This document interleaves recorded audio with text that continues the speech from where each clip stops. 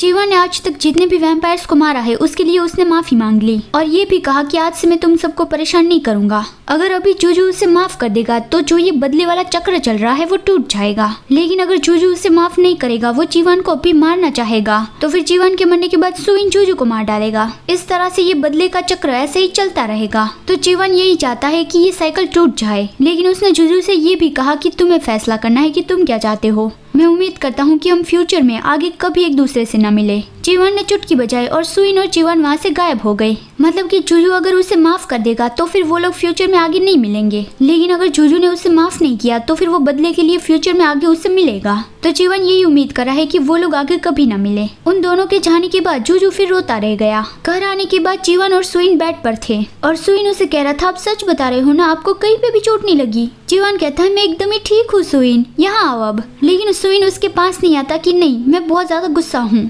जब आप जूयुन के साथ गायब हो गए थे तब आप मुझ पे गिव अप करने की सोच रहे थे, मुझे ऐसे ही छोड़कर जाने वाले थे, है ना? चीवन ने सच में ऐसा किया था। तो फिर वो थोड़ी देर बाद कहता है, मैंने ये तुम्हारे लिए किया था। सुइन तुरंत ही चिल्लाता है, ऐसी बकवास मत करिए। आपको क्या लगता है कि मैं किस चीज से ज्यादा डर रहा हूँ? दूसरे वैम्पायर्स मुझे मारने के लिए आएंगे या फिर संगा को मुझे मेरे अंदर एक्सेप्ट करना होगा? नहीं, मैं इन किसी से भी नहीं डर रहा हूँ। मुझे सबसे ज्यादा डर है कि मैं आपको खो दूंगा। और ये बोलते हुए सुइन की आंखों में आंसू आ गए थे और उसकी आवाज भी रोनी हो गई थी। वो कहता है, मैं आपके लिए सब कुछ करूंगा। तो फिर आप इतना इजीली मेरे पे गिव अप कैसे कर सकते हो? चीवन उसका हाथ पकड़ता है, सुइन मैं एक गुड पर्सन नहीं हूँ, इसलिए तुम्हें मेरी वजह से सारी चीजों पे गिव अप नहीं करना चाहिए। चीवन यहाँ पे ये कह रहा है कि सुइन बहुत ही अच्छा पर्सन है, उसके अंदर जो अच्छाई है, इंसानियत है, उसे खोना नहीं चाहिए। उसने एक वैम्पायर को तो मार डाला है, अगर आज वो जूजू को भी मार डालता तो पता नहीं वो कैसा बन जाता। चीवन ने आज तक काफी सारे लोगों को मारा है तो उस वजह से उसे रिग्रेट हो रहा है। तो वो सुइन से कहता है कि अगर तुमने खुद पे गिव अप कर दिया तो फिर तुम्हें भी बाद में रिग्रेट होगा।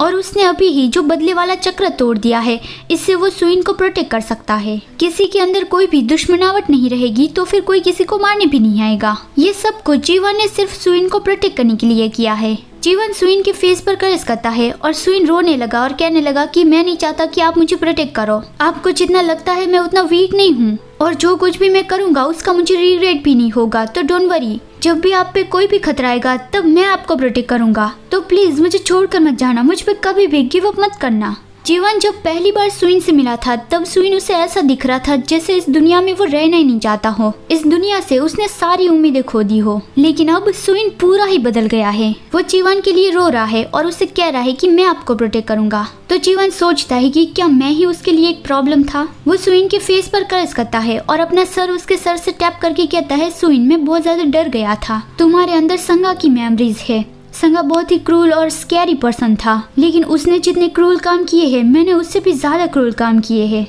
मुझे लगा कि जब तुम्हें इस बारे में पता चलेगा तो तुम मुझसे भी डरने लगोगे। शायद मेरे अंदर का एक हिस्सा इन सबसे भाग जाना चाहता था कि ऐसा हो इससे पहले ही मैं तुमसे दूर भाग जाना चाहता था। सुइन उसका हाथ पकड़ता है और कहता है, आपको सरवाइव करने के लिए ऐसा करना पड़ता था, मैं उन सब के लिए आपको ब्लेम कैसे कर सकता हूँ? वो चीवन की हथेली पे किस करके कहता है, बल्कि मैं तो शुक्रगुजार हूँ क्योंकि उस तरीके से भी आप जिंदा रहे और हम दोनों मिल पाए। अभी मैं सेल्फिश हो रहा हूँ और ऐसी बातें कर रहा हूँ, क्या आप इस वजह से मुझे हेट करते हो? चीवन तुरंत ही सुइन को किस करने लगा। उसकी आंखों से आंसू बह रहे थे और वो बार बार सुइन को आई लव यू कह रहा था। किस करते हुए ही उसने सुइन को नीचे सुला दिया। सुइन कहता है, चीवन क्या हम इस जगह को छोड़कर इन सब से दूर कहीं पे चले जाए? हम वहाँ पे एक घर बनाएंगे सिर्फ और सिर्फ हम दोनों के लिए। हमारा घर जंगल की गहराई में होगा जहाँ पे कोई भी हमें नहीं ढूंढ पाएगा। तो आपका इस बारे में क्या ख्याल है? आपके लिए एक सवाल, आपका इस बारे में क्या ख्याल है? मतलब आप भी अपना घर जंगल में बनाना चाहते हो जहाँ पे कोई भी आपको ढूंढ ना पाए और आप वहाँ पे मजे से रहो?